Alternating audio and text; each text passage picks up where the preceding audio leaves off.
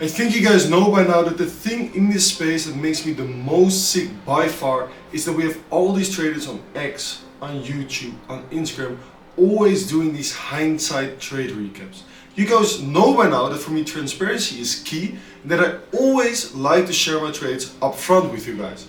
Today though, I'm actually going to do one of those hindsight trading recaps, but before we dive into it, as always guys, I will show you guys the profit on how I took the trade actually on a real live trading account, and more importantly, how I shared the signal for the trade way before the entry of the trade actually got hit. This trade got taken based off market structure, liquidity, a bias, and also we can't forget the statistics that were aligning with my bias and also providing me a very clean invalidation for the execution of this major short that I took on Bitcoin.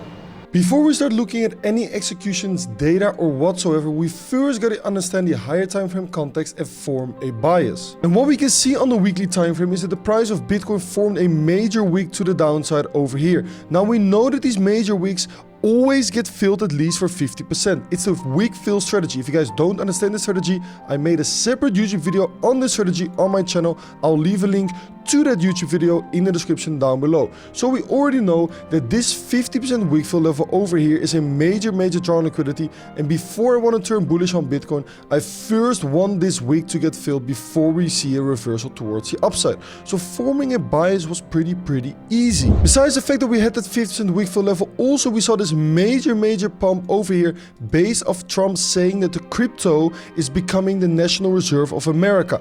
This pump also took place over the weekend, guys. Now we know that we can't trust news pumps, but we especially can't trust them when they occur over the weekend. So that means that the low of this news pump is acting as a major draw on liquidity, and sooner rather than later I expected this news pump to completely get retraced, take their stops before a potential actual reversal and pump would take place. So forming a bias was quite easy. I was looking for shorts at the beginning of this week. Now, when we play the chart over here, there was a few things that were very interesting to me. When we play this chart, first of all, we can see that over here, we formed a daily high on a Monday right over here during hour 0. So this was the daily high, the daily P1 during hour 0. Now that means that it's already a very strong pivot. Because when we look at the daily timing statistics over here at the brighter data dashboard, we can see that the P1 that was formed during hour 0 already had a 79.5% chance to hold for the remainder of the day based off the timing where we put in the daily high at that moment in time. Now, this obviously gives already a beautiful edge. On the other hand, the daily low, which was formed during hour 15 before I entered the trade, was only having an 8.8% probability to hold for the remainder of the day, which means that we had around a 92% chance to form a daily P2, aka a new daily low, in between hour 16 and in between hour 23. What we can also see is that from this daily high over here towards this daily low, the price of Bitcoin made a move of 6.04%. And what we can see based off this move is that the daily high only had a 1.5% chance to get broken based off that move to the downside, based off the daily distance statistics of the brighter data statistics dashboard, and that we had around an 18.3% chance to get a bigger move compared to the current move that we have seen so far this week.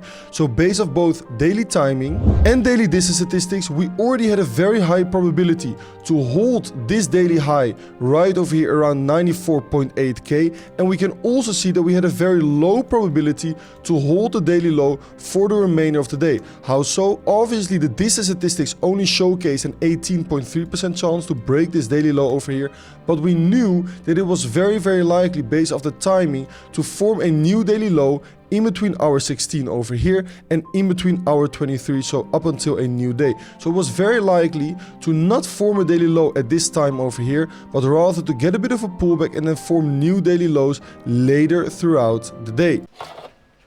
Alright, it's time for a quick little coffee break. Trading is intense, but do you know what's even more intense? Missing out on our daily update. So I'm going to ask you guys to make a quick little sacrifice So please make sure to like and subscribe in order to also check out our next video. So at this point in time, I knew that my bias was to look for shorts. I knew that the price of Bitcoin was likely going to take the stop losses of the news pump right over here. Now I had to look at a potential execution. And this is where things became very, very interesting. Because what we can see over here is that the price of Bitcoin made a fake break of structure to the downside right over here. Why is this a fake break of structure? Because the low that we break through, the low over here, didn't carry any significance. Why did it not carry any significance? Because it only brought us to a lower high over here instead of bringing us to a higher high over here compared to the low that brought us to that high. And therefore this was an insignificant low to break and it was a fake break of structure.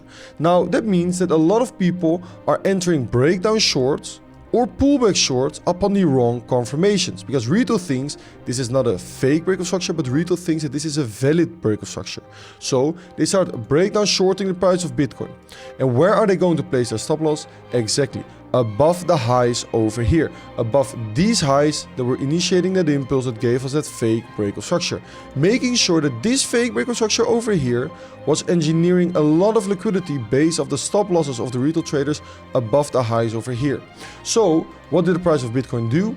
It got a push towards the upside, it swept all of the liquidity, and now by making a higher high over here, the low over here that brought us to that higher high becomes a significant low to break.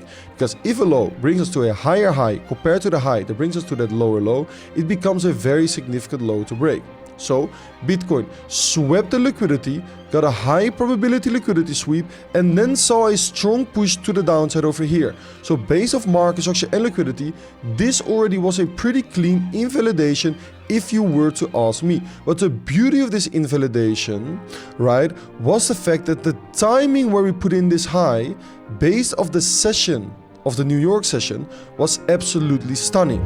Because what we can see over here is the session timing of the New York session. And what we can see is that the price of Bitcoin is very, very likely to put in a session high or a session low in between the first 3 hours of the session. So in between hour 12 and in between hour 14 UTC 0 time, right? So when we then go back to the Bitcoin chart and apply hour 12 right over here, all the way towards hour 14 right over here, what we can see is that this high over here exactly got put in between hour 12 and in between hour 14, aka it got put in at a very high probability timing to remain the P1, to remain the session high for the New York session for the remainder of the day. So not only based off market structure and liquidity, but also based off the timing where we put in this high, this makes up for a very, very clean invalidation for shorts. So first we had our invalidation over here, but market structure and liquidity were not really giving us the confirmation that we could place our stop loss above this daily high over here. But this structure was looking so much cleaner, and also the timing where we put in this session high, was super clean. Now when we then formed a new low right over here at exactly hour 15, I knew that hour 15 never puts in a low or high for the New York session. So that means that it was very unlikely to then make new session highs, but it was very likely to make new session lows, right? Also, when we look at the session distance statistics at the time of entering the trade, we can see that the session high only had a 0.6% chance to get broken, and we had around a 12% chance to get a bigger displacement compared to the current displacement that we had seen so far on Bitcoin. So we have formed a bias to the downside. Now we have found ourselves a super clean invalidation based off market structure and liquidity, and also timing of price right over here above that New York session high. We have found ourselves a very clean trigger with this high probability break of structure to the downside. Now all that we need to do is start looking at executions. Our target is over here, and we know that we want to target at least an RR of 1.8, preferably even higher. So I was looking to short the pullback into this small little piece of price action right over here, and this is where I was looking to execute my trade on Bitcoin. Based off this little breaker block right over here, I was looking to short over here with my stop loss above that session high, and when we then target this major draw on liquidity to the downside right over here, we can see that we are exactly targeting an RR of 1.8. If we then play the chart, we can see that we got beautifully filled on the price of Bitcoin. Then we saw a strong push to the downside right over here. This is where I closed most of my position, but we also know that the price of Bitcoin based off daily timing is always very likely to put in a daily low in between hour 21 and in between hour 23. So what we can then see is that if we play the chart of Bitcoin some more, we can see that indeed Bitcoin formed new daily lows in between this exact time period and eventually even lower and lower and lower. Our take profit target got hit. We got ourselves a beautiful short setup, a high probability one of a multi-time frame statistical analysis, but also a multi-time frame market structure and liquidity analysis, offering us some major profits on our trading account. As you guys know, transparency for me is key. I'm not a hindsight trader. This trade recap is meant to educate you guys. Over here you can see the profit P&L screenshot, and over here you can see the actual trade signal that I shared with my members before I entered the trade.